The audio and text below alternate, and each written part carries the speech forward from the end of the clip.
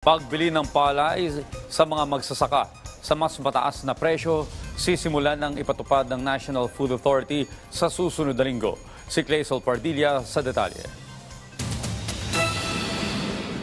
Sa harap ng banta ng El Nino at paparating na La Nina, ikinababahala ng Bantay Bigas ang hawak na buffer stock ng National Food Authority. Sa datos kasi ng ahensya noong Pebrero, nasa 41,000 metric tons o higit isang araw na pangangailangan na lamang ng buong Pilipinas ang supply ng ahensya. Malayo ito sa 9 na araw na inventory requirement upang makatawid ang bansa sakaling humagupit ang matinding kalamidad o emergency.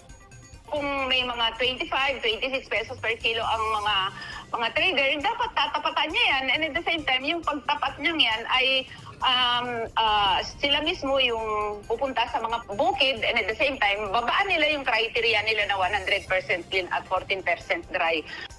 Una nang sinabi ng NFA na hirap makabili ng palay ang ahensya dahil bigo itong tapatan ang mas mataas na bili ng mga negosyante sa mga magsasaka. Pero matapos ang NFA Council, inaprubahan na ang mas mataas na palay procurement price. Simula sa susunod na linggo, bibilhin ng NFA ang palay ng mga magsasaka sa mas mahal na presyo. Piso hanggang 4 na piso ang aumento sa sariwang palay na maglalaro sa 17 hanggang 23 pesos kada kilo. Habang ang dating hanggang 23 pesos lamang na tuyong palay, pwedeng umabot hanggang 30 pesos. Sa tail end na tayo ng harvest season So humahabol na lang tayo. Of course, we want to, kung pwede mo mabili lahat ng requirement mo yun, bakit ba hindi? But with this price range na binigay sa atin ng council, we are confident na yung mga lugar na mayroon pang ina-harvest ngayon, marami tayong makukuha. Gusto ko ring idagdag, isa sa mga reason bakit tinaasan din itong buying price ng NFA ay para mas lalong maengganyo yung ating mga magsasaka na magtanim, lalo ngayon parating na yung ating wet season at mas lumaki yung area na matataniman.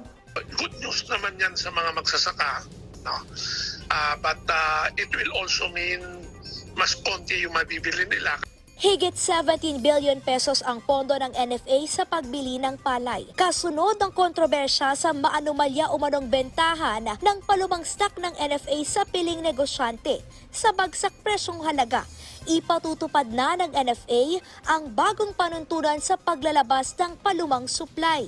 After na, kunwari, nakapamili na yung DSWD, lahat na offer nila, may natira pang stock na kailangang i-dispose, it will be done through auction. Hindi na siya basta i-offer lang kung kanino. Ang dating 25 pesos na selling price sa 3 hanggang 6 na buwang palumang NFA rice, ibibenta ng 20% mas mababa sa PSA monitored price. Habang ang mas matagal na sa 6 na buwan ay 30% mas mura sa presyong nakalap ng PSA. Samantala, nagtalaga ng bagong Deputy Administrator ang konseho para sa Finance, Administrative at Operations. Siya si Mario Andrada. Matutugunan ko ang hamon na binigay sa akin ng National Food Authority.